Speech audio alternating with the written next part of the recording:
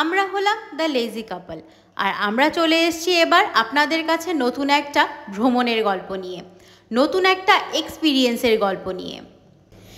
এই সিরিজে আমরা আপনাদের সাথে শেয়ার করব আমাদের নানান রকমের অভিজ্ঞতার কথা, কখনো ভালো, কখনো খারাপ, আবার কখনো মন্দের ভালো। সব কিছু মিলিয়ে মিশিয়ে ভীষণ এক্সাইটিং ছিল এই ট্রিপটা, একদম আমাদের মনের মতো। এবার ট্রাভেল করতে গিয়ে আমরা এমন এমন কিছু জিনিসের সম্মুখীন হই যা আমরা আগে কখনো কোনো দিনও হইনি। এবার প্রথম, যেটা আমাদেরকে অনেক কিছু শিখিয়েছে, আর সেটাই আজ আমরা শেয়ার করব আপনাদের সাথে এই গল্পে। তো সাথে থাকুন আর দেখতে থাকুন আমাদের এই নতুন চেরাপুঞ্জি ব্লগটা।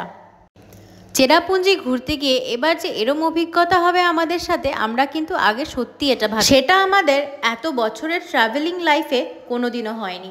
বেশ ইন্টারেস্টিং। কিন্তু কি হয়েছে এবার বলি, শুনুন। আমরা প্রথমেই গিয়েছিলাম গুয়াহাটিতে। গুয়াহাটিতে একদিন থেকে, মানে এক রাত থেকে, পরদিন সকাল সকাল, সকাল সকাল বলবো না, সরি, এখানে একটু কারেকশন, ওই মোটামুটি 10টার দিকে স্নান টান করে ব্রেকফাস্ট করে বেরিয়ে পড়েছিলাম চেরাপুঞ্জির জন্য। এবার গুয়াহাটির থেকে চেরাপুঞ্জির ডিস্টেন্স কিন্তু খুব একটা বেশি না, কিন্তু আমাদের পৌঁছতে পৌঁছতে প্রচুর লেট হয়ে গিয়েছিল। চেরাপুঞ্জি যেদিন আমরা পৌঁছেছিলাম সেদিন আমরা সেরমভাবে কিছুই ঘুরতে পারিনি, কারণ যেহেতু আমরা গুয়াহাটির থেকে রওনা হয়েছিলাম প্রচুর লেটে, বলেইছি আগে 10টার সময়, রাস্তায় পেয়েছি প্রচুর ট্রাফিক। আর মাঝখানে যেহেতু বেবি আমাদের সাথে ছিল, অনেকবার দাঁড়ানো হয়েছে, সেখানে ব্রেক নেওয়া হয়েছে, খাওয়া হয়েছে। যেহেতু লাঞ্চ করে বের হইনি, আর সেরকম আমাদের সাথে খাওয়ার কিছু হেভি ছিলও না তেনজিংয়ের খাওয়ারটা ছাড়া, তেনজিংকে বাইরের খাবার খাওয়াবো না বলে আমরা রান্না করেই বের হয়েছিলাম ওখান থেকে, কারণ আমরা রাইস কুকার ক্যারি করছিলাম বাড়ির থেকে। ওই 2-3 দিনের জন্য তেনজিংয়ের যতটুকু চাল লাগবে সেইটুকু আমরা নিয়ে বের হয়েছিলাম। ও তো সেরম বাইরে কিছু খায় না, তাই ভাত করে ওকে কলা দিয়ে আর দুধ দিয়ে মেখে খাইয়ে দিতাম। রোজ দিনই আর কি এরকমই হয়েছে, ঘুরতে গিয়ে এরকমই হয়। তাই ওই গুয়াহাটি থেকে ওই চেরাপুঞ্জি যাওয়ার পথে শুধু আমরা লাঞ্চ ব্রেক ওখানে একবার দাঁড়িয়েছি, তেনজিংকে খাওয়ানোর জন্য একবার দাঁড়িয়েছি, কিন্তু এই 2-3টে ব্রেকেই যে এতটা লেট হয়ে যাবে সেটা আমরা ভাবিনি। আর একটা লম্বা জ্যাম পেয়েছিলাম আমরা শিলংয়ে ঢোকার সময়, কারণ সেটা ছিল উইকডেজ। আমরা যদি স্যাটারডে কিংবা সানডে যেতাম আমরা একদম ফাঁকা পেতাম, সেটা হলো পরের কথা। যাই হোক, এবার আসি। লাঞ্চ করে তারপর ওখান থেকে চেরাপুঞ্জি যাওয়ার জন্য আমরা যখন রওনা দিয়েছিলাম তখন ঘড়িতে মোটামুটি ওই 3টা থেকে 3:30 হবে। যেহেতু লাঞ্চ করতে প্রচুর দেরি হয়ে গিয়েছিল, আর ওখানে পৌঁছবো কখন না কখন সেটা নিয়ে আমাদের একটা টালমাটাল অবস্থা ছিল, তাই আমরা ভাবলাম যে না, যতই দেরি হোক এবার একবারে লাঞ্চ করেই বেরোই, তারপর ওখানে গিয়ে যা হবে দেখা যাবে। এবার আসি হোটেল বুকিংয়ের কথায়। এখানে একটা গন্ডগোল আমরা প্রথমেই করে ফেলেছিলাম। আমরা বুঝতে পারিনি যে আমাদের পৌঁছতে পৌঁছতে এতটা লেট হয়ে যাবে। আমরা প্রথমে ভেবেছিলাম যে শিলংয়ে আমরা স্টে করব চেরাপুঞ্জি ঘুরে এসে, কিন্তু চেরাপুঞ্জি ঘুরতে যাওয়ার সময় এতটা রাস্তায় লেট হয়ে গেছে প্রথমত, আর তারপরে যখন আমরা চেরাপুঞ্জি ঢুকলাম তখন মোটামুটি সূর্য ডুবে গেছে। তো ওখানে গিয়ে প্রথম কথা আর কিছু দেখার মতো উপায় ছিল না, কিছুই দেখতে পারতাম না, অন্ধকার নেমে গেছিলো বলে। তাই আমরা ওখানে এমব্রেস নামে একটা লজ ছিল, সেই লজে আমরা একটা রুম নিয়ে নিয়েছিলাম, আর ড্রাইভারের রুমও ওনারা দিয়ে দিয়েছিলেন। কিন্তু একটা গন্ডগোল আমরা ওখানে হয়ে গেছিলো আমাদের সাথে, সেটা হলো ওনারা শুধু রুম দেবেন, ওনাদের খাওয়ার কোনো রকম ব্যবস্থা নেই, এমনকি চায়েরও কোনো ব্যবস্থা নেই। ভাত তো দূরের কথা, চাও পাইনি। যাই হোক, ওখানে আমরা পৌঁছে আমাদের রুমটা দেখলাম। রুমটা মোটামুটি ছিল, কিন্তু বেবি নিয়ে থাকার মতো ছিল না, যদিও এক রাত্রি ওই থাকা যায়, কোনোভাবে থাকা যায়। বেডটাও একদম ছোট ছিল, বেবি নিয়ে শুতেও একটু প্রবলেম তো হয়েছিল, কিন্তু সেটা কোনো ব্যাপার না। রুমটা কিন্তু খুব একটা খারাপ বলবো না, মোটামুটি ভালোই ছিল, ওই এক রাত্রি থাকার জন্য একদম কমফোর্টেবল ছিল। বাথরুমের ব্যবস্থা, ইলেকট্রিকের ব্যবস্থা খুবই ভালো ছিল।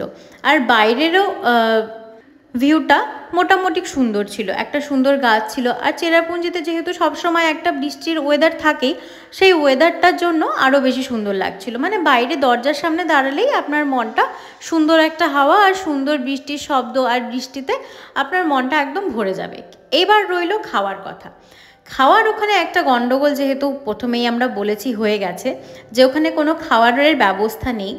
এবার আমাদের যেহেতু সাথে আমরা রাইস কুকার নিয়ে গিয়েছিলাম, আমাদের সেমনভাবে খুব একটা অসুবিধা হয়নি। কিন্তু ব্যাপার হলো আমরা যেখানে ছিলাম সেখান থেকে একটু আমরা ভেবেছিলাম যে একটু হাঁটলেই হয়তো ছোটো একটা মার্কেট বা কিছু একটা পেয়ে যাব। যাওয়ার সময় যেহেতু গাড়ি করে গেছি সেরকমভাবে বুঝতে পারিনি। এবার হাঁটতে হাঁটতে প্রচুর দূরে চলে গেছিলাম। সেখান থেকে দোকান থেকে আমরা কিনে নিয়েছিলাম চাল, ডাল, ডিম। এই ছিল আমাদের রাত্রের খাওয়ার অল্প কিছু সরঞ্জাম, ঠিক আছে। এবার বাড়িতে না সরি ওই আর কি হলো, রুমে এসে আমরা বসে গেছিলাম আমাদের রান্নাবান্নার জোগাড়পাতি করতে। আমরা বেশ কিছু সবজিও ওই মার্কেট থেকে কিনে নিয়েছিলাম, যেরকম পেঁয়াজ, লঙ্কা, আলু ইত্যাদি ইত্যাদি। যাই হোক, ওখান থেকে কিন্তু আমরা দোকান থেকে এই সমস্ত কিনেছি। এই যে অভিজ্ঞতাটা কোনোখানে ঘুরতে গিয়ে সেখানে বাজার করা, বাজারে মানে দরদাম করে রীতিমতো বাজার করা, সবজি কেনা, মশলাপাতি, তেল ইত্যাদি ইত্যাদি কেনা, এগুলো কিন্তু আমাদের কাছে একদম নতুন একটা অভিজ্ঞতা।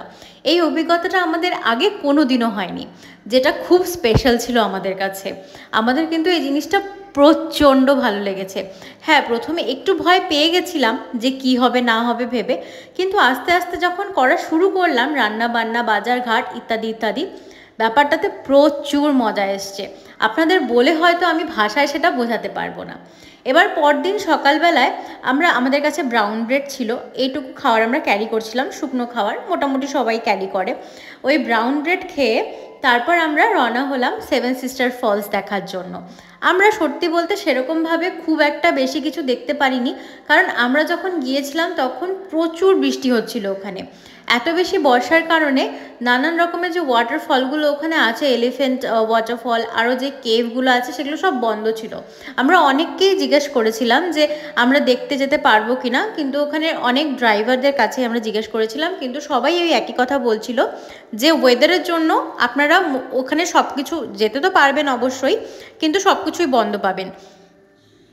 বাচ্চা নিয়ে গিয়ে ওখানে যদি আপনারা সব কিছু বন্ধ পান, হয়তো আপনাদের সেটা ভালো লাগবে না। এত কিছু সবার কাছে শুনে আমরা শুধু সেভেন সিস্টার ওয়াটারফল দেখেই আবার ব্যাক করছিলাম। কিন্তু যখন ব্যাক করছিলাম না, এত সুন্দর সিনারি আমরা দেখতে পাচ্ছিলাম, মানে সেগুলো দেখেই মানে মুগ্ধ হয়ে যাচ্ছিল। আর কিছু মানে এক্সট্রা করে ক্ষোভ ছিল না যে এত দূরে এসে সেরকম কিছু দেখতে পারলাম না, শুধুমাত্র সেভেন সিস্টার ওয়াটারফল দেখে চলে যাচ্ছি। কিন্তু বিশ্বাস করুন, সামনে যা যা আমরা দেখেছি, এত সুন্দর পাহাড় আর প্রচুর ছোট ছোট ঝর্ণা, ছোট ছোট বলবো না, আরও ছোট ছোট ঝর্ণার সাথে প্রচুর বড় বড় ঝর্ণাও দেখেছি, ভীষণ সুন্দর ছিল। এবার আসার সময় আমরা যেহেতু একটা ব্রাউন ব্রেড খেয়ে দুজনে বেরিয়ে পড়েছিলাম, ওই এত খিদে পাচ্ছিল, অর্ধেক রাস্তা আসার পর মনে হচ্ছিলো এবার যদি কিছু না খেতে পারি প্রচুর ঝামেলা হয়ে যাবে রাস্তাতেই, অজ্ঞান হয়ে যাব হয়তো। যাই হোক, আপনাদের আরও একটা কথা বলে রাখি, আপনারা যখন চেরাপুঞ্জি থেকে ফিরবেন বা চেরাপুঞ্জি যাবেন, ওখানে কিন্তু প্রচুর নিরামিষ দোকান পাবেন। হ্যাঁ, ওখানে প্রচুর বলবো না, মোটামুটি রাস্তায় যেতে যেতে 4-5টা নিরামিষ দোকান তো পাবেনই পাবেন। ওখানে সেরকমভাবে ননভেজ কিছু পাওয়া যায় না। যাই হোক, এবার মানে সেই দোকানগুলোতে আর কি ননভেজ কিছু পাওয়া যায় না। তো আমরা সেরকমই একটা দোকানে ঢুকেছিলাম, রেস্টুরেন্টে ঢুকেছিলাম। এত সুন্দর ছিল ভিতরের সাজসজ্জাটা, আপনারা হয়তো দেখলেন ভিডিওতে। আমরা ওখানে ধোসা আর কফি খেয়েছিলাম। এরপর আমরা আরও একটা জায়গায় দাঁড়িয়েছিলাম, সেখান থেকে ভিউ পয়েন্ট ছিল, সেটা একটা এত সুন্দর ভিউ ছিল না, মানে সেটা হয়তো স্ক্রিনে আমি সেরকম কিছু বোঝাতেই পারছি না, আমার ফোন হয়তো সেরকমভাবে ক্যাপচারই করতে পারছে না যেটা আমার চোখ ক্যাপচার করেছে। এত সুন্দর, একদম ব্রেথ টেকিং ভিউ যাকে বলে। এবার আমরা যখন আবার ফিরছিলাম, মানে শিলংয়ের দিকে, শিলংয়ের পথে যাচ্ছিলাম, তখন আমরা একটা ছোট্ট সবজির দোকানে দাঁড়িয়েছিলাম, সবজি ফল ইত্যাদি ইত্যাদির দোকানে দাঁড়িয়েছিলাম। সেখান থেকে আমরা প্লাম কিনেছিলাম আর অ্যাকোয়া রসুন কিনেছিলাম। এই রসুনটা হয়তো আমাদের এখানে পাওয়া যায় না। যাই হোক, এই গেল সবজিপাতি কেনাকাটার গল্প। এবার আমরা যাচ্ছিলাম শিলংয়ের পথে, আমরা থাকবো ইউমিয়াম লেকের পাশে একটা রাত্রি। সেটার ভিডিও থাকবে আপনাদের জন্য। এইটুকু ছিল আমাদের গুয়াহাটির থেকে চেরাপুঞ্জির গল্প, চেরাপুঞ্জির 7 সিস্টার ওয়াটারফল দেখার গল্প। ফেরার পথেও একটু জ্যাম পেয়েছিলাম, সেই জ্যামে পড়েছিলাম। ওখানে কিছু লোকাল লোক ফল বিক্রি করছিল, তারপর ছোলা ভাজা, চানা ভাজা ইত্যাদি ইত্যাদি বিক্রি করছিল। সেখান থেকেই আমরা ঘটি গরম টাইপের একটা কিছু কিনে খেয়েছিলাম, বেশ টেস্টি ছিল। সেটারও একটা ছোট ভিডিও করে রেখেছিলাম। এত সুন্দর করে ছেলেটা বানিয়েছিল খাবারটা, ভীষণ টেস্টি। আমার তো দারুণ লেগেছে, শুধু আমার না, বিকেরও খুব ভালো লেগেছে। এই সমস্ত করতে করতে, খাওয়া দাওয়া, গান শুনতে শুনতে প্রচণ্ড রিল্যাক্সিং মাইন্ডে আমরা চলে এসেছিলাম ইউমিয়াম লেকের একদম কাছে। এই গল্পটা থাকবে নেক্সট সিরিজের জন্য। চেরাপুঞ্জি সিরিজ কিন্তু এত তাড়াতাড়ি শেষ হচ্ছে না, আরও অনেক কিছু থাকবে আপনাদের জন্য। অপেক্ষা করুন, সাথে থাকুন আর দেখতে থাকুন দ্য লেজি কাপল। এই সিরিজটা কিন্তু এখনই শেষ হচ্ছে না, আমাদের সাথে থাকুন, চলতে থাকুন। এরপর আসবে ইউমিয়াম লেকের পাশে একটা রাত্রি। কোথায় থাকলাম, কিভাবে থাকলাম, সব বিস্তারিত নিয়ে আপনাদের সামনে পরের সিরিজে আসবো।